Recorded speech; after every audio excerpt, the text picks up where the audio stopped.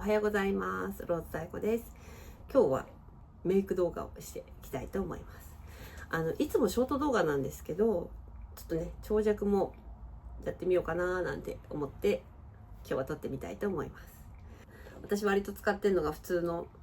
こういうドラッグストアで売ってるものなんですけど、いろいろ使った結果、このラインがなんか肌に合ってます。はい、トラブルもないし、しっとりしてお化粧のりもいいし、夜までしっとりします。はい、で私も53歳なんですけども、ちょっとじゃあ塗りながらね、化粧水を何回も塗ります。で、手から出るエネルギーとかパワーとか温度が一番いいと私は思っているので、いろんな機会あって、この間も娘が美顔器っていうのかな、なんていうのあれ、ちょっとショート動画にもあげたけど、ブラシのようなこの奥の筋肉まで鍛えてくれるみたいな、自分で筋トレできない部分を引き締めるみたいなのをくれて、だからあれは週に2回ぐらいやればいいみたいなので、毎日のケアというのは自分のパワーを使ってお肌になじませていくっていう風にやってます。韓国の女優さんが7回化粧水塗るっていうのを聞いて、そうかと思って、割と普通の化粧水でもそれやってみようと思って真似っこしてやってみてるんですけど、本当にね、夜までしっとりします。全然乾燥しない。ドラッグストアにいてね、気になったものがあったらパックとか買うんだけど、もう絶対やんなきゃいけないってわけでもなくて、もう切らしちゃったら全然普通にこうやって化粧水を何回かなじませるっていう。で、かといってこすったり荒々しくやるとお肌がね傷んできちゃうんで、やっぱあんまり刺激を与えないっていうのもね一つだと思うんですよね。だからこう抑えるようにで、手のパワーと温度で肌になじましていくっていう感じはあります。で、自分自身に意識を向けるっていうのも大事なんで、今日どんな状態かなとか、そんなのを感じながら、自分を感じながら、ね、化粧水をつけるっていう感じです、毎朝。で、いろんな53歳なんで本当たるみとかくすみとかあるじゃないですか。で、いろんな化粧水使ったんですよね、アンチエイジング系の。だけどなんかね、ベトベトしちゃうんだよね、私。多分合わないんだと思うんだけど、あれがしっとりするっていう人はいいと思うんですけど、私はちょっとベタつく感じがちょっと苦手で、しかもベトベトでお化粧が崩れちゃうっていうか、乗らないっていうか、なんかそんな印象ありません？皆さん。きっと夜はいいんだろうけども、化粧水7回ぐらい今入れました。だいぶしっとりしてきたんで、今度は乳液、もうほんとこれぐらい、これをちょっと蓋するように、これも優しく優しく、はい。あと首ね、首に塗ってきます。ちょっとアンチエイジング系のはもうあんまり使ってないです。で、やっぱり宣伝文句で良さそうだなと思って買っちゃうんだけど、結局やっぱ合わないので、やっぱそこはもう自分を信じることにしました。自分を信じて、ブランドとか値段が高いとかも関係なく、なんか結局これが一番私に合ってる。そうそう。で、最後にクリームです。で、これも薄く、そんなにベトベトやる必要なくて、薄くいっていきます。こんな感じですかね。そう。やっぱツヤ感とね、しっとり感と大事ですよね。でも年齢にはやっぱ抗えないし、今できる最善でいいと思ってて、たるみもシワもしょうがないですよねって私は思います。はい、そこは全然隠そうとは思ってないし、なんとかしたいとかっていうちょっとそこまでこだわりはないです。こういうお茶飲みながらやってます。でクリーム塗った後はちょっと置いた方がいいからね、ここでちょっとお茶飲んだりしてます、いつも。で基礎化粧終わったら、真夏とかはここで日焼け止めとかを塗るんですけど、今日は下地を塗ってからこのファンデーションを塗りたいと思います。で私このケイトのこのファンデーションがすごくて、すごいって何がすごいって、ツヤが出る。ツヤが、割と今までもケイトのね、これプッシュ式のこれを使ってたんですけど、これ新発売になった時買ってみたら本当にツヤが良くて、でもこう蓋だからこうひっくり返った時になんかいろいろめんどくさくなりそうだなと思って、あとこういうのも液漏れとかもあるから、飛行機を乗る出張の時はこっちにしてるんですけど、普段はこっちを使ってます。いつも01番です。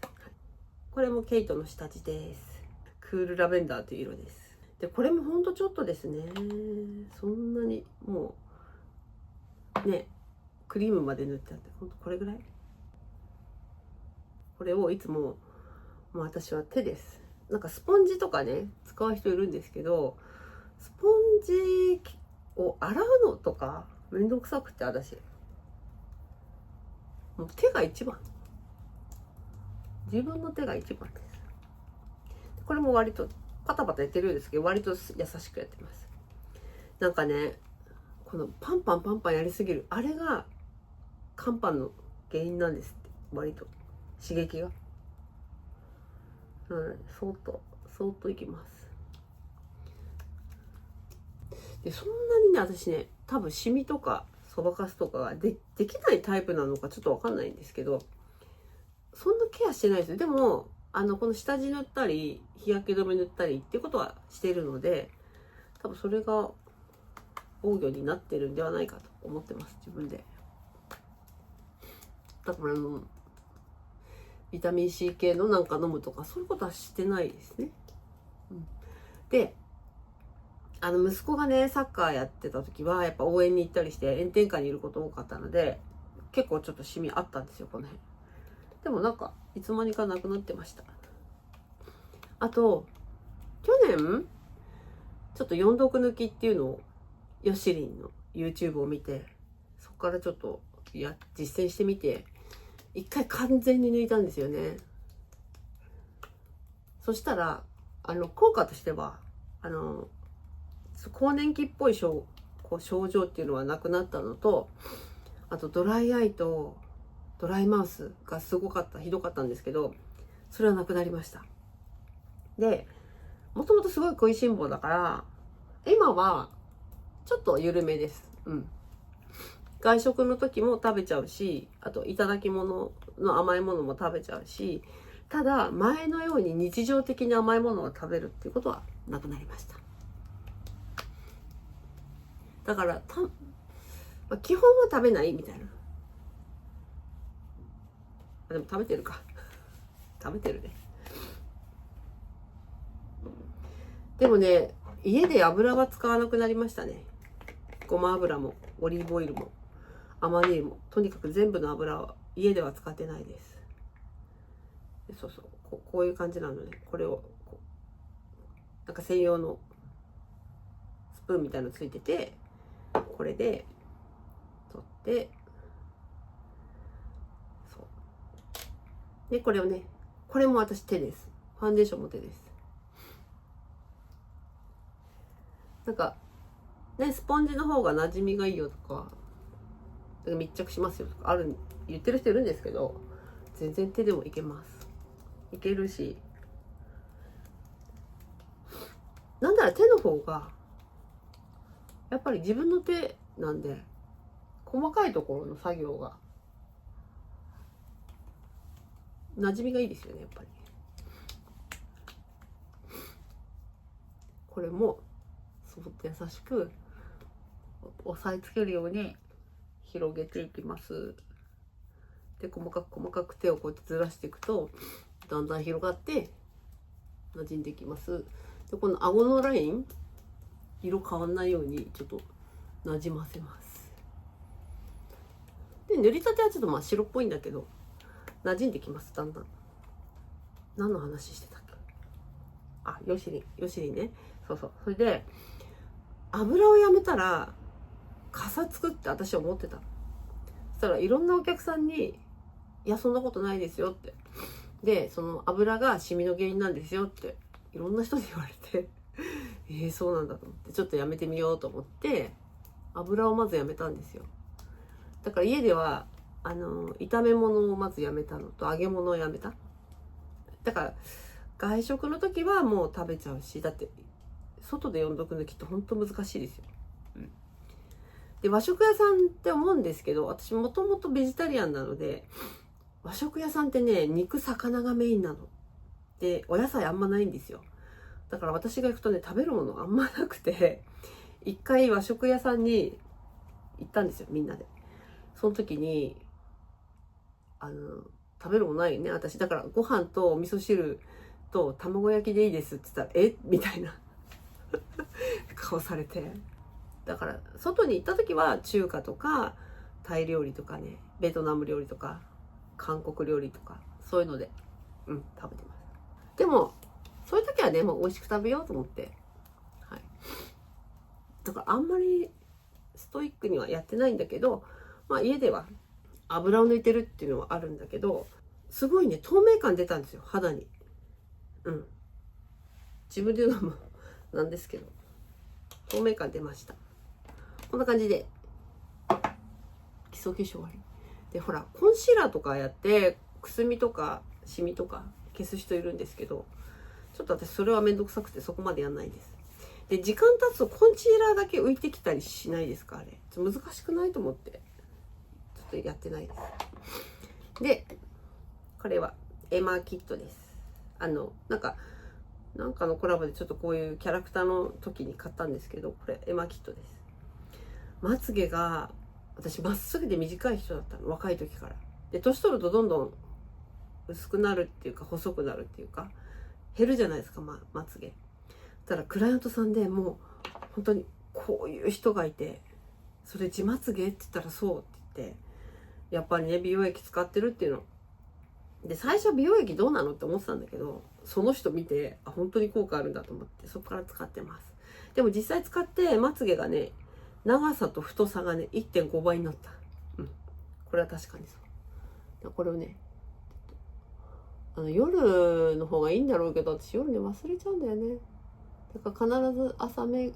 イクの時にこの基礎化粧終わった時にでも一回こう伸びちゃうとそんな毎日じゃなくてもいいって言ってらしいです、これは。はい。それでこれが今塗った美容液が乾くまでに眉毛やります。で眉毛もねもともとそんな薄くないんだけどちょっと整えて描いていきます。でお化粧品もそんな立派なものは使ってないです。デパートコスメとかね見に行って素敵だなと思ったものがある時は買いますけど、普段は割とドラッグストアです。はい、で髪がねピンクっていうか紫っぽいんで、ちょっとこういうこれはセザーヌのピンクっぽい眉毛の使ってます。はい、これもなんとなく左右が私はちょっと違う感じがあるので、自分なりにそう左右が整うように描いていきます。で眉毛伸びてきた時にたまにカットするぐらいで、眉毛のケアはそんなに普段してないです。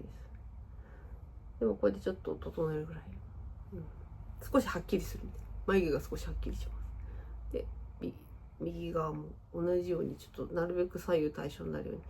これでも左右対称にならないとなんか無限ループにはまってきません？あれこっちももうちょっとこっちももうちょっとみたいになっちゃう時あるんだよね。だからこの客観的に左右が見れるかみたいなトレーニングだよねこれ。でね細かく言うと、なんかちょっとどうなの眉毛うまく整わないなみたいな時あるんだけど、ぶっちゃけ私前髪あるから隠れちゃうんだよね。ちょっとやばいループにはまってきてるかもする。まあいいです。これでもう終わりにします。アイメイクはね、私一番好きなんだけど、ここっていうこうパーティーとか人前に出るとか、こう大勢の人の集まりの時とかはこういうねマック使ったりするんですけど、割と普段はケイトとか、これはビセですね、こういうのとか普通に使います。キャンメイクもね使うしね。でこれでちょっと上の方に薄いキラキラしたの入れて、これもうグラデーションでほんとだんだんこういうのにしてくる。だんだんこういうのにしてくる。だんだんこういうのにしてきます。ちょっと薄いピンク入れたりなんかして。まあ基本ピンクが好きなんだろうね。気づいたらピンクだらけになってるって、ピンクが好きなんだと思います。気分が上がるっていうのかな、好きっていうよりも、それを好きっていうのかな、それを好きっていうことか。で目の下にも入れます。目の下にもがっつりこれ入れていく。って思うんだけど、入れちゃった方がこの顔の長さがごまかせるってやつね。いやほんとメイクってすごいなと思うよ。これは娘がね去年の母の日にくれたやつなんですけど、これはもうママの色だよねみたいな感じで髪の色と同じのをくれたんですよ。なのでこれをちょっとね、この目の一番縁入れて、でもあんまりどうなの、濃さが分かんないどうだろう、あんま分かんないか。ちょっとね一番目の縁に入れて、で私はアイラインとかはしません。粉物ですね。さっきも言ったか分かんないけど、やっぱりあんまり摩擦をかけるようなことしたくないんですよね、肌に。それが一番たるみの原因になるって聞いたので、だからアイライン描くとどうしてもこう落とす時に優しくやっても結局触るじゃないですか。目の縁はこういう濃い色のお粉をのせれば十分なんですよ。これビセの一番濃いやつね。これをこの際にのせたらもうこれで十分です。これだけで目の深みが出るんで。でこうキリッとする必要はないと思ってて、表情的にね、もうこれだけで違う。はい、この一番目の縁に一番濃い色入れただけです。そしてビューラーです。ビューラーで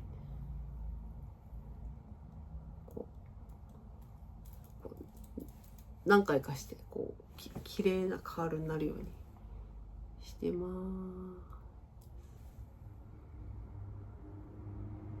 す。そしたらこれもドラッグストアで買ったやつで、太くはっきりなって、それでお湯でオフできるやつです。これはだからメイク落としの時にあんまり顔に負担にならないようなメイクにしています。粉物ともうこのお湯でオフできるマスカラだけです。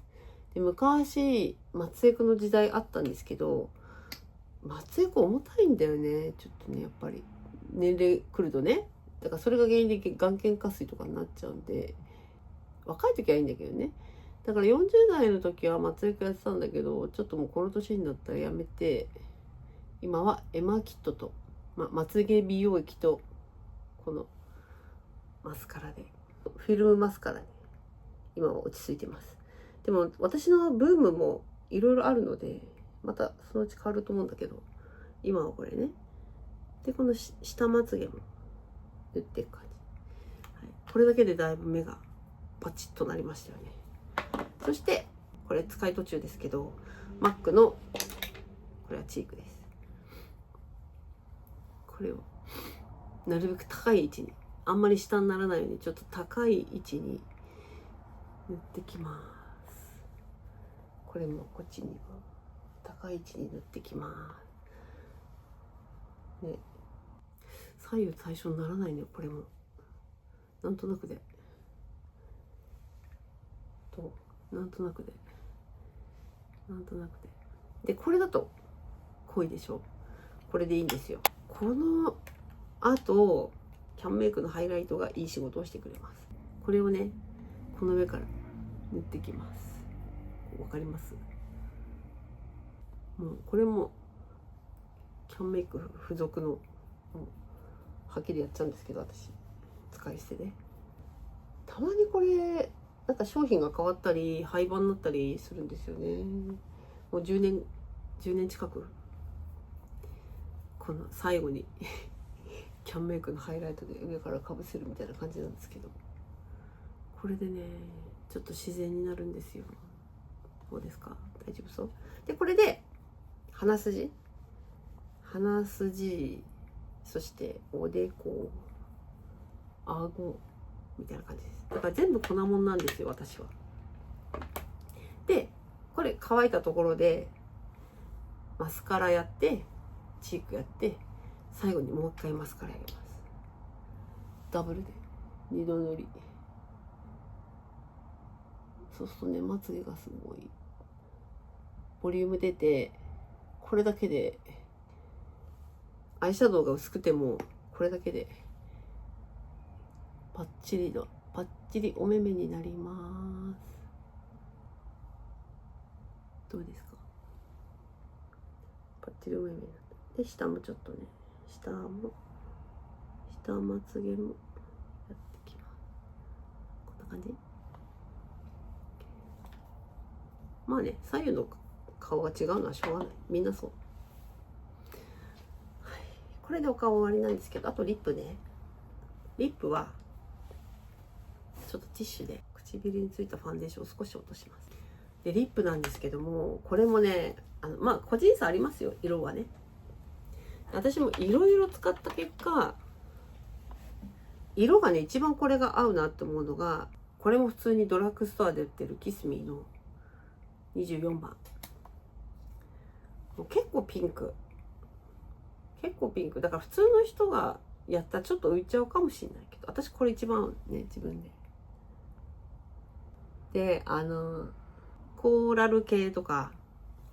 ベージュ系とかオレンジ系が本当合わないの。これでバッチリです。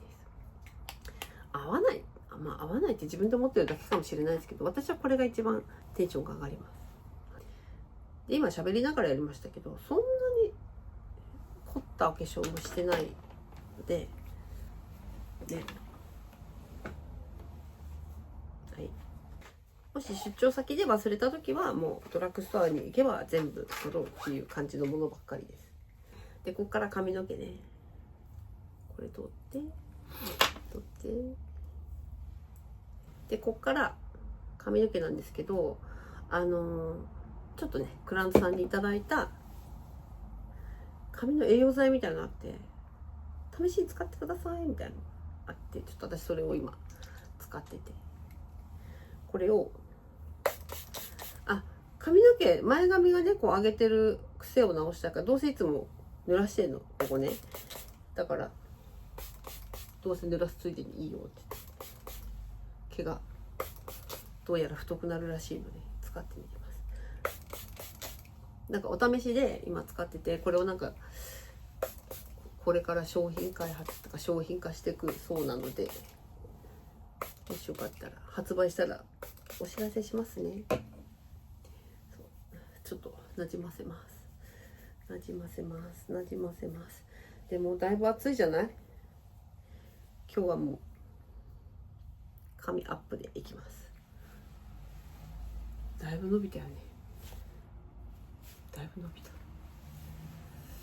髪をまとめるのも私もゴム1本です。1本でやっちゃう。で髪を普段はヘアアイロンでねまとめてるんですけど、髪に何にも塗らないんですよ。私塗らない派です。ベトつくし髪長いから、この髪にいろいろ塗っったやつがお洋服についちゃうじゃない。だから洋服が脂っこくなってくるの嫌で普段は塗らないんですよ。でもヘアアイロンで十分な感じなので、あとはこれ地肌に何かするぐらいで。でも髪をまとめるときはオイルをつきます。でこれがね、前にたまたまドラッグストアで買ったんだけど、これがすごく良くて、私に合う。あんまベトつかずツヤが出て、すごいいい感じのまとまって、であんま最近見ないんですよ、ドラッグストアで。だからインターネットで買ってます。インターネットで、ね、なんかヘアオイルもいろんなの使ったんだけど、重たいっていうかベタつくみたいな、すごいオイルっぽいやつとかもあるじゃない。なんかこれ割とサラサラしてて、そんなにベタつかないで、それでいてツヤが出るっていうのがすごい良くて、はい、最近これ使ってます。でまとめるときはもう毛先までオイル塗ります。そしてこうちょっと上げて、もう暑いからね。でこういう夏、日本の夏特に湿気っぽいじゃん。で自分が汗かいても湿気っぽいし、だから髪をセットしてもなんかすぐぐしゃぐしゃになっちゃうんだよね、湿気となんかいろいろで。だからちょっともう夏はねまとめることが多いです。これちょっとこう出して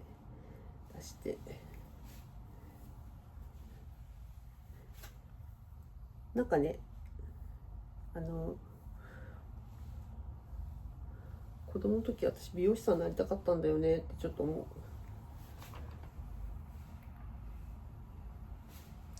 そうこうしたらこれで1回2回3回目でこうくるんとしてこうして見えてます。こうしてでこれをここでくるんとやって、でこの下の方でちょっとゴム1本取って適当にゴムに挟んじゃいます。毛先をそんなにかっちり挟まなくてもこう挟まってくれるので、はい、そしてちょっと毛束を出していきます。こういう感じでもうちょっとで、髪を下ろしてる時はね、私イヤリングとかピアスとかやらないんですよ。どうせ見えないから。でもアップにした時はピアスやります。ちょっとねこうニュアンスがある感じのが入ってるでしょ今。だからそんなにかっちりやらない。一応三面鏡で見て整えます。後ろこれでいいんじゃないでしょうか。でヘアアイロンでここねこうやったり、前髪をちゃんとくるんとやるときありますけど、なんか割と今日はうまくまとまってるので、もうこのままでいいかなって思います。どうですかね。ピンとかも使わないです。なるべく普段は本当にシンプルで過ごしてます。あんまりね小難しくしたり自分に変なルーティンをつけちゃうと自分が大変になっちゃうじゃない。だから自分のためにやるんだけど必要以上の手間暇はかけない、効率よくっていうのかな、そこは重視しつつ、でも最善のものを取り入れていくっていう感じです。割と私はお羊座なので新しいもの好きなんですよね。だからこれからもなんか取り入れていくことでもしかしたらまた違うことをやってるかもしれないです。だけどもこう熱しやすく冷めやすいって思われがちですが、そうではなくて取り入れるんだけど自分に合ってるかどうかっていう検証はしっかりするんですよ。だからなんかいまいちピンとこないなと思うものは手放すのも早いです。でも今日の化粧品たちみたいに残るものが残るっていう感じですね。今日の動画はここまでになります。はい。また、こうやってね、長い長尺の動画もまた少しずつ撮っていきたいと思いますので、ぜひチャンネル登録とグッドボタンをお願いいたします。それではまたご覧いただきありがとうございました。